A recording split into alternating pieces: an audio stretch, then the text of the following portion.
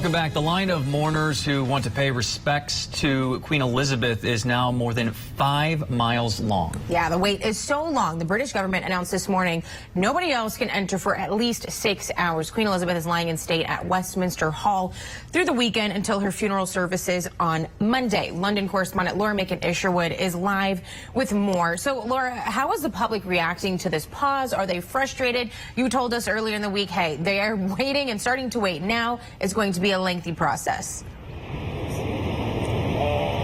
Yeah, absolutely. And it seems like there's a little bit of confusion about this announcement, actually. The government obviously posted on their website 3 hours ago that the queue was going to be paused. There was going to be a 6-hour wait, but still people are heading down to the end of that line, hoping to get a wristband. But actually they're being told, no, there's nothing on offer for you at the moment.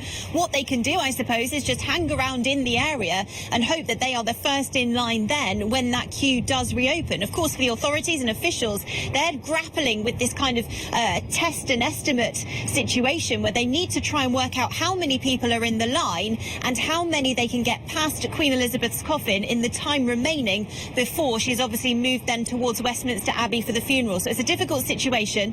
The public confused a little bit about when to head down now. A little bit of panic probably setting in as well. Those that have left it maybe a little later than others to try to get their spot in the line. But ultimately, if they're in the queue, the people we've been speaking to are very calm. And while it's a long wait, some people having to be in that queue for around 8 hours, they're pretty happy with it and just going with it and getting that moment that they wanted to say their goodbye to Queen Elizabeth. 8 hours. That's wild. Remarkable. So, Laura, really quick, once they get into Westminster Hall and they're able to pay their respects, how long are they even able to spend inside? Is it one of those things where you wait 8 hours and it is literally a moment to pay your respects?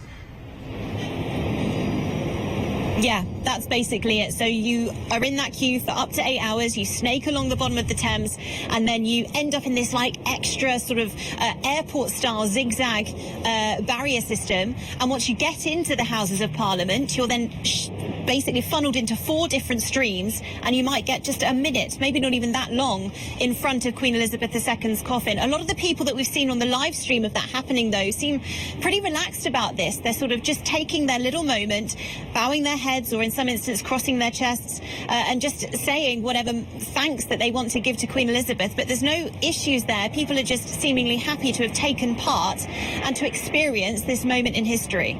It just goes to show what type of impact she had on so many people. Laura, the state funeral is this Monday. What details can you give us about the services? Yeah, well, it's taking place in Westminster Abbey. I don't know if you can see that behind me. You've got the Houses of Parliament, and then there's 2 sort of taller white building, like sort of towers that you can see there. That is Westminster Abbey, and that is where Queen Elizabeth II will be moved on Monday morning. It's going to be a big military procession, more than 1,000 military personnel involved in that, and members of the royal family walking behind that coffin in a tribute to her, with King Charles III probably first in line, his siblings, and of course his sons, Princes William and Harry.